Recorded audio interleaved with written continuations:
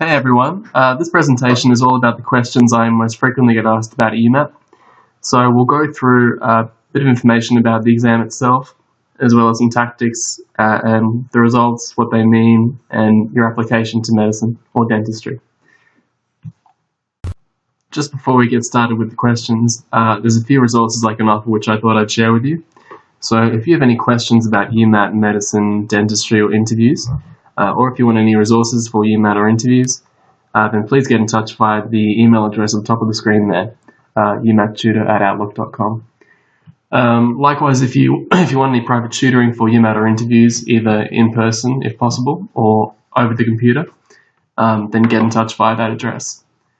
For those wanting practice papers and questions for UMAT, I have a limited supply which I'm happy to share, but after that you can also get 30% off Prep Genie's comprehensive exam series by entering in the coupon code shown at the bottom of the screen there. So these are the questions I'm going to go through today. If you want to skip ahead to just one or two in particular, then have a look at the information box under the video because I've put down the times for each one. As you might be able to sense from going through these just now, a lot are quite difficult to answer because it's quite subjective, and also the medical schools and ACE are quite secretive about their exam and the admissions process. But I come across a lot of people who have no idea about these questions, so I thought I'd do my best to answer them as best possible with the information we have. The first question is, should I start preparing for the exam, and if so, how and when? There's really no simple answer to this because obviously everyone's different. From what I've seen though, UMAT performance is very much a function of both natural ability and preparation. There are some people who can go into the exam and without any preparation score above 80th percentile, and I've seen that on a couple of occasions. And equally there are people who are very intelligent and put in a year's worth of preparation and don't do so well, just because it's a very specific way of thinking that some people seem to have and others find more difficult. So unfortunately it is to some extent down to natural ability. But having said that, I feel like preparation does help everybody who puts in a decent amount of effort. Certainly in sections 1 and 2, it's difficult to improve a lot because of just the scope of the questions they can ask. But small improvement is quite attainable. Section 3 is very easy to improve on, so you can get big improvements there. And just getting an idea of the pace you have to go throughout the paper and the tactics surrounding the exam as well. So what I say is that anyone who puts in a good amount of effort with preparation will improve. For some people that might not be enough to get into interview range. For other people, maybe they're already in interview range and it isn't necessary. But everyone should improve if they put in the effort. As for when to begin preparation, I started about 3 or 4 months before the exam, which was okay, maybe a bit on the short side for me. So I recommend 6 to 12 months preparation before the exam for those who are serious about it. You can do obviously more than 12 months, it just might be a bit of overkill. In terms of how to prepare, feel free to email me for the resources I mentioned before. But I think whatever you do, just find some papers and practice resources, either free or purchase them from a company. It's just a case of getting through as many questions as possible.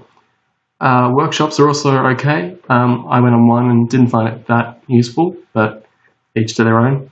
But I think really it's just a case of getting through as many papers as possible before the exam day.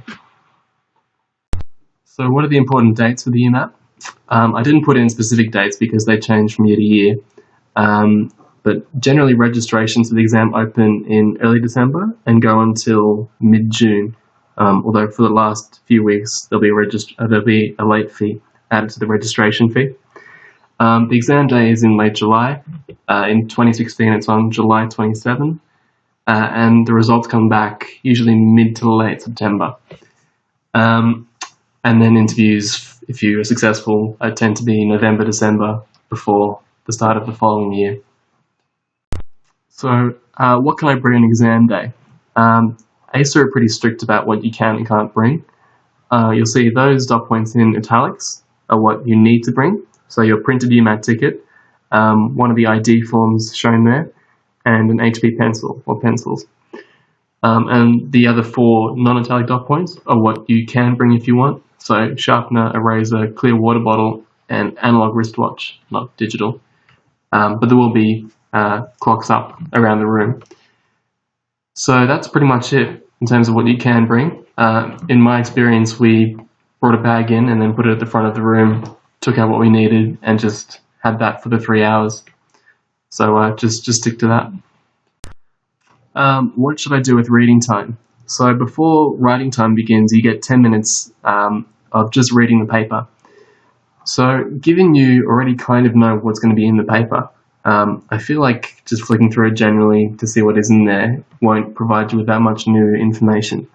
So what I recommend instead is to just try and find a few questions which you can answer in your head while the reading time is happening, so that when writing time starts, you can jot them down quickly, and then you're already sort of ahead of most other people.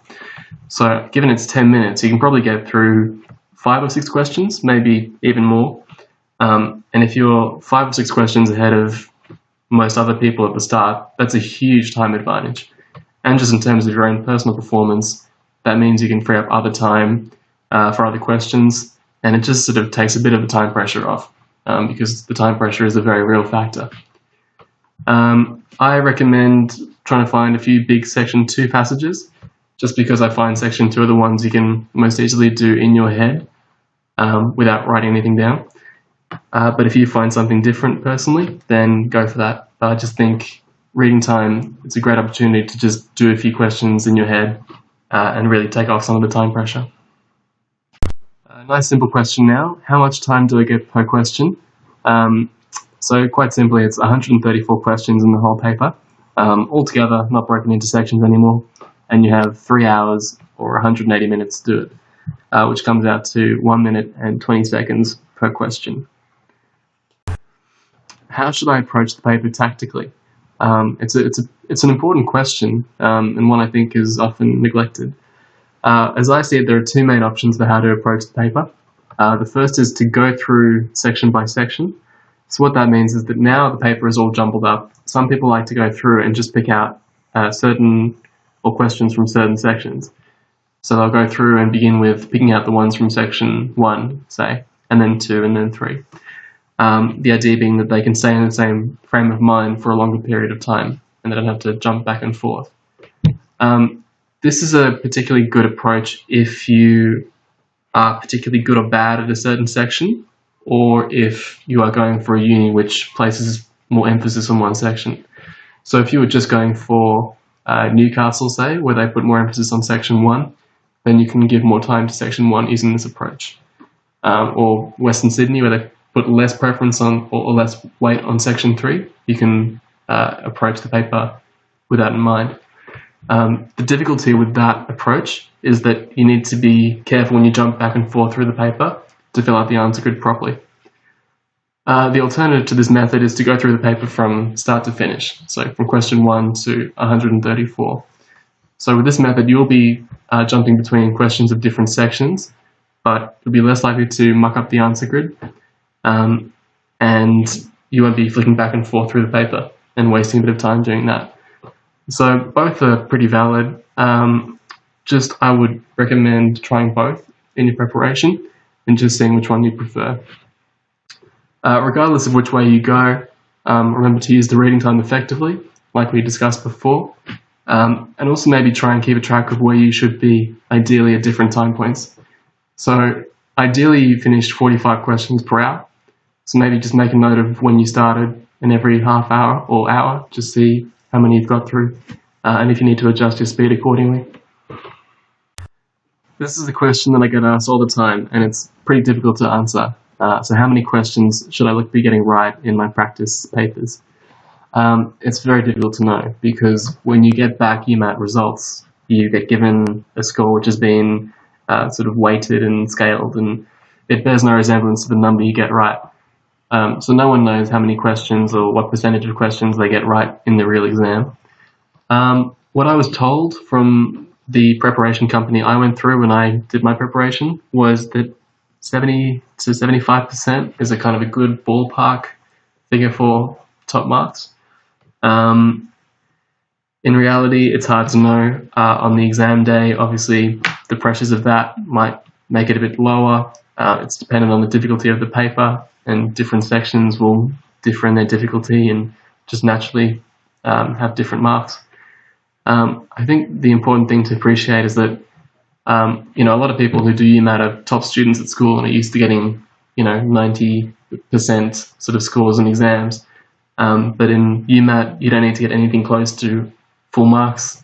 Like I say, maybe 70-75% is a good mark. Even below that, 60 plus is in the ballpark range. So just as long as you appreciate that you don't need to be doing amazingly well to do very well in UMAT, and that it's a difficult exam and everyone's in the same boat, and that sort of range would be what you should aim for. How is the paper marked? This is another very tricky question to answer because ASA really don't give much away about that. From what I understand, it's thought that each question is worth a different amount of marks based on how many people get it right. The idea being that more difficult questions should be given a greater weighting. It's also tricky because not everyone receives the same paper. There are a few different papers in circulation, and some questions in each paper are just trial questions, sort of to see if they'll be suitable for future years, and they don't really count. So it's quite tricky, but ultimately it's thought that it's just the summation of the non-trial questions after they're weighted, and then that gives you a section score, and then each of those are counted equally to give you your overall score. So that's why the numbers you get back on your final certificate bear no resemblance to the number or percentage of questions you get right, because it's all weighted and scaled, and it's all quite complicated. So leading on quite naturally from the question before, I think, is the question of what do the results actually mean.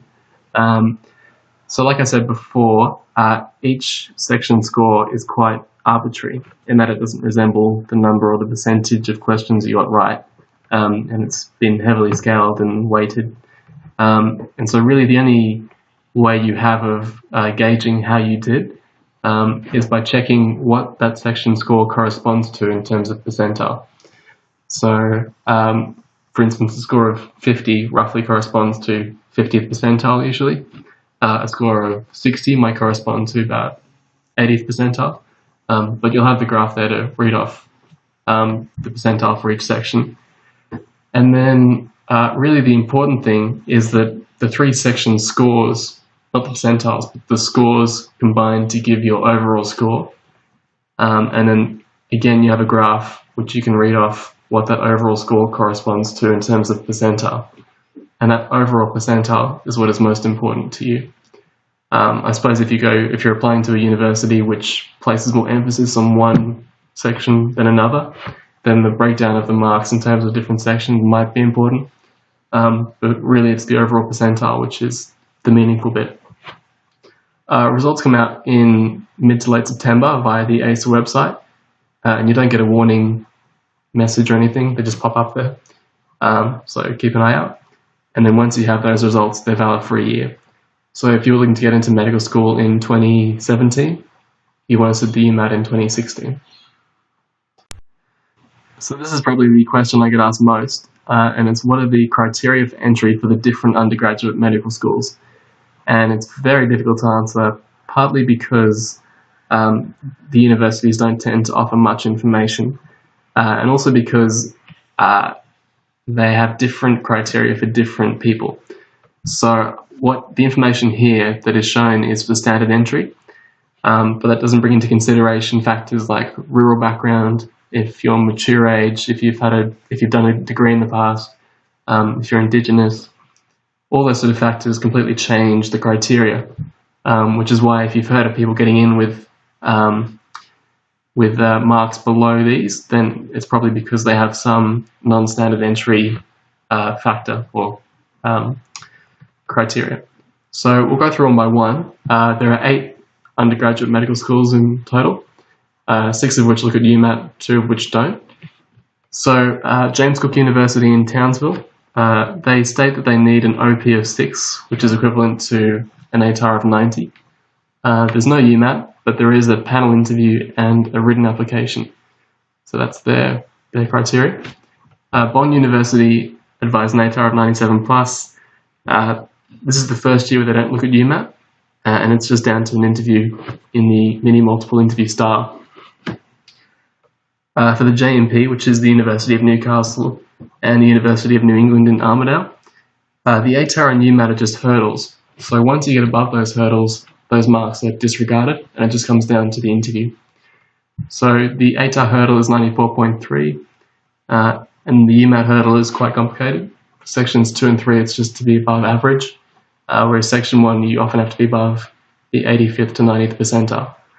But once you pass those hurdles, then it's just down to the interview, which is in a mini multiple style. For Western Sydney, again, it's an ATAR hurdle with a cutoff of 93.5 for those in Greater Western Sydney and 95.5 for those elsewhere. For UMAT, half the section 3 score is removed to give a weighted overall score. So you take section 1 plus section 2 and half of section 3. It's thought that the cutoff for Greater Western Sydney applicants is 150 approximately, and for those outside of that area it's about 155. And once you pass those hurdles, then again it's just down to a mini multiple interview, and then places are given based mostly on interview but also on the UMAT scores. And just continuing on now, for UNSW, the ATAR, UMAT and interview are weighted pretty equally. The ATAR cutoff is technically 96, but the median is thought to be about 99.6 or 99.7. So really you need to have a very high ATAR, usually well above 96 to be a chance. UMAT score requirements are dependent on the ATAR to some extent, but again generally above at least 80th percentile, if not 90. And then the interviews in the panel style. Monash is very similar to UNSW, so again, median ATAR above 99, and then often a UMAT cutoff of low to mid-90s. So if anything, it's possibly even higher in terms of UMAT requirements than UNSW. And their interview is in the mini multiple style. The University of Tasmania, they only have a very small number of places for interstate applicants. So if you're outside of Tasmania, you generally need an overall UMAT percentile of 99 or 100. And also they have quite unusual cutoffs for each section of the UMAT. So you can see there's a particularly high section 2 cutoff there, possibly to compensate for the lack of interview. So you need a score of 60 or more in section 2, which would correspond to a percentile in the 80s probably. And also an ATAR of 95 is required too. For those in Tasmania, the requirements are quite a bit easier. And finally, the University of Adelaide. So they weight their criteria as 40% interview, 40% ATAR, 20% UMAT. The minimum ATAR is quite low at 90, but the median is quite a lot higher than that. A UMAT score is thought to be above 80 percentile for competitiveness, and the interviews in the panel style. So those are the 8 universities which offer undergraduate medicine. As you can see, it's quite tricky because if you are not standard entry, the criteria completely changes, and it's probably best to just get in touch with the university or universities you're interested in. But it's good to see what the different universities place their emphasis on, to see what you might be better fit to.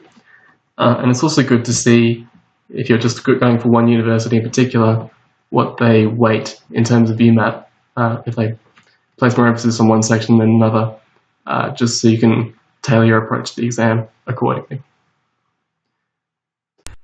And that's it for this presentation. Again, if you want any notes or resources for UMAT or interviews, or if you have any questions in general, then please get in touch via that email address on screen. And if you want to take advantage of the Prep Genie offer, then please do that as well. Cheers.